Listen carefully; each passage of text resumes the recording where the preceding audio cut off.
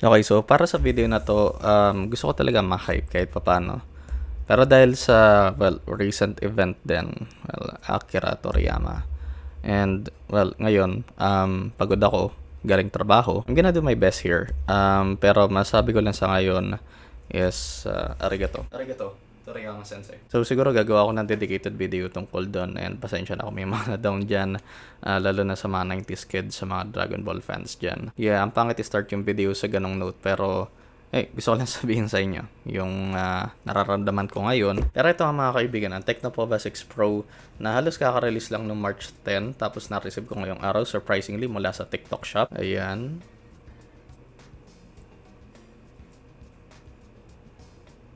But to begin with, ayoko talaga masyado na-hype, at least recently, para sa mga Tecno and Infinix phones. Pero ito, it does have some significant upgrades from its predecessor, the POVA 5 Pro, except sa one main thing, which is the chipset. So, yung Dimensity 6080 pa din nandito, as with the POVA 5 Pro. And nabili ko nga to sa parang introductory price niya sa TikTok shop nila for around 10k. And as nakita nyo naman sa harap, ito nga yung collaboration ng Tecno with Farlight 84. So ito muna kayo magiging unboxing and first impressions ko. Tapos yung full review ko nito will be about after 1 week. So ma-unbox na muna nga. And okay, sasabi ko ba sabihin ngayon yung mga difference niya with the POVA 5 Pro?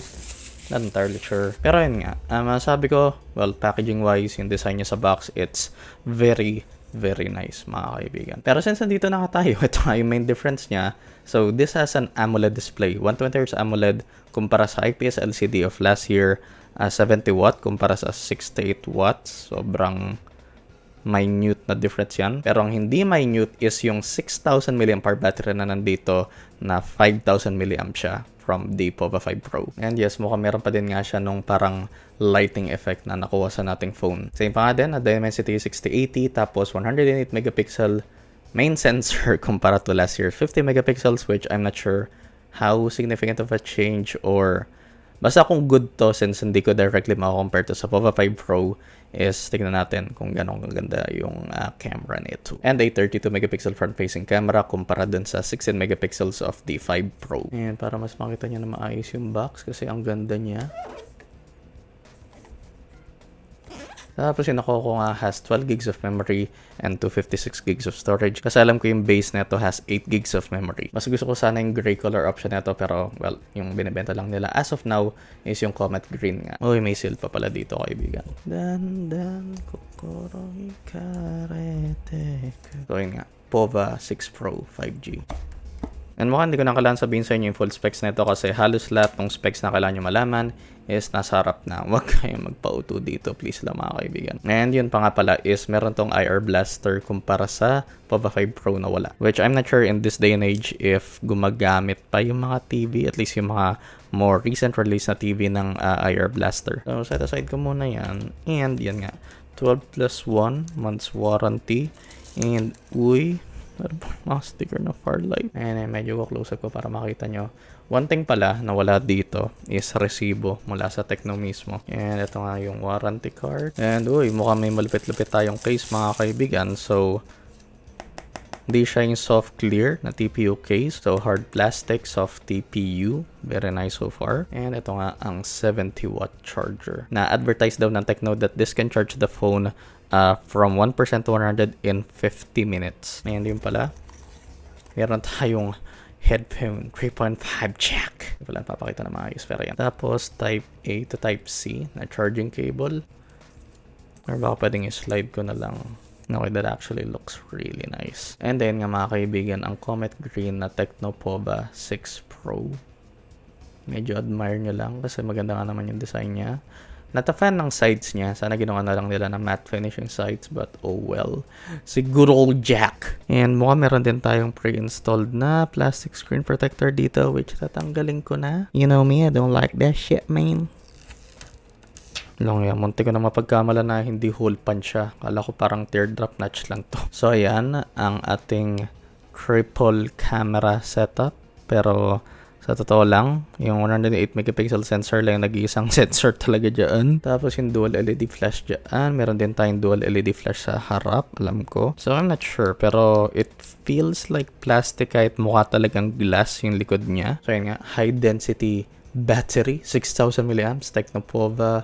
Tapos, number 6, nakalagay nga dyan, ultra charge, and 108 megapixel camera. Tapos yung mga small details pa dito, yan, may NFC nakalagay dito with these two na ewan ko. So, yung pinaka-NFC niya ba, nandito mismo. So, sa right side, isang power button natin, tapos volume rockers, which are not all that clicky, medyo mushy din at the same time, pero it's okay. Tapos sa left side, isang ating SIM card tray. Okay, kagandahan dito is combo siya na dalawang nano SIM and one micro SD card. Sana all na lang. Tapos meron din tayong rubber seal around the outer part ng SIM card tray since IP53 certified to. Ibig sabihin nun, ang seal po na ito ay pwede mong gamitin in the rain or in the shower, pero hindi pwedeng isubmerge ito, mga kaibigan. Sa top, isang ating IR blaster, a top speaker grill. Yes, dual stereo speakers to, mga kaibigan. Noise cancelling microphone, secondary noise cancelling microphone, and at the bottom, we have good old jack. Yes. Oh my god. Main microphone, USB Type-C charging port, and bottom firing speakers. Tapos tingnan natin pag binuksan ngayon. Tama ba? May mga nagla-light up pa ba sa likod nito? Baka hindi lang magla-light up ngayon since nagbo-boot up. Ayun! Yung pala. Dito lang siya may light up, which actually that's a pretty nice touch. Hindi siya yung parang, well, tulad ng last year na medyo in your face. Ewan ko, in your face ba yung last year? Ewan ko, kayo namang husga dun. And of course, may hole punch tayo para sa front-facing 32 megapixel sensor. And sa setup ko lang to ngayon as sobrang naka-max out yung brightness ngayon, and I'll come back to you guys in a bit. Okay mga kaibigan, so nagbabalik na po tayo. So I've been using this for a bit, and sadly, as of now, yes, alam mo mali-disappoint yung iba dyan na hindi mo na makapagpakita ng gaming test kasi usually sa mga unboxing videos ko is diretso Genshin agad. Pero for now, since, well, baka maghintay pa ako ng 2 hours para lang ma-download ang Genshin dito. Not for now muna mga kaibigan. Pero, at least masasabi ko sa inyo is this phone feels really good so far. Well, considering nakaka-unbox ko nga lang neto, and yung changes na ginawa ko kagad dito is of course dark theme since AMOLED nga to, and sagad kagad sa 120Hz yan mga kaibigan. Kasi kahit na may option siya for auto switch refresh rate, I highly doubt na LTPO yung panel neto. So far, colors look pretty nice for an AMOLED display. I like that it's not too oversaturated, which, yeah, alam ko. Dapat bright and punchy talaga ang colors ng AMOLED. Pero, at least ito, it's not too, like, hindi ka knock out sa pagka-punchy niya. And yun din siguro masasabi ko sa design. It definitely has a game revive. Pero, I think not too in your face siya. And ang kagandahan dito is napaka-thin ng bottom chin niya, which usually sa mga gantong mid-range or even budget smartphones is ang kapal niya. So, props to Tecno for being able to shrink actually halos parang pantay yung top and bottom niya. And fairly thin din naman yung side bezels natin. So, props nga kay Tecno para dun. And so far sa build niya, it feels pretty solid, although assume ko is plastic din yung frame neto. And, para mapakita sa inyo ang quick bend is, okay, there's a tiny bit of flex lang. From the back, same din. Nothing catastrophic naman. No creaking of any kind. So far, at least para sa price neto is pretty solid yung build quality neto. And of course, under display, fingerprint scanner yan mga kaibigan. So, fast and snappy naman siya for the most part. Hindi lang ganun ka-accurate siya. Ayan, para mapakita sa inyo yung mga pre-installed apps dito. Uy, nakapagbukas. Yan. And yeah, siguro quick camera test tayo. Okay, so sa default photo mode tayo. Quick selfie muna. And alam ko, tinanggal ko na ata lahat na mga parang mga filters dito. Wait, ako lang ba? Parang may filter talaga to. So, ewan ko, kakalikutin ko pa yung settings nito, pero ito nga yung front-facing flash niya. So, yeah. And so far, masasabi ko sa performance, although ang unfair, since, well, kaka-unbox ko nga lang, ang fast and snappy niya for the most part. And yan, confirm naman na UFS storage yung gamit dito. Siguro UFS 2 to. Opening of app seems to be snappy. And of course, as always sa mga gantong phone na sobrang hinahype, ang 12 GB. Pero in this case, 24 GB ng memory is turn off ko nga ang MEMfusion. So, ayun. And napaka-solid din naman ang dual stereo speakers neto for a mid-range smartphone. Then it's kind of this split design. The bottom half is like a PCB inspired look, apparently inspired by the New York City subway map. For a phone with dual stereo speakers, it's solid pero a bit lacking in bass kumpara sa ibang mga dual stereo speakers phones na natest ko. Nice and clear naman for the most part and very minimal distortion at max volume. And isa napansin ko din dito is definitely mas malakas yung bottom speaker kumpara sa top speaker. Paano ko nasabi? Kasi pinakinggan ko na maigi and tinapat ko yung bottom speaker neto, mas nabingi ako kumpara sa top speaker. So, and para mapakita sa inyo saglit mga kaibigan ang dynamic lighting effect nito. So, pwede mong i-on to at all times. So, ipa-party mode mo. Yan. So, may iba't ibang para mga variant ka dito kung paano mo gusto mag-light up yan. So, infusion, alert, power, rhythm. Uy, mga maganda yun na. Flow. Stick din yun. Pulse, breathe, and meteor. Actually, yung flow, gusto ko makita yun.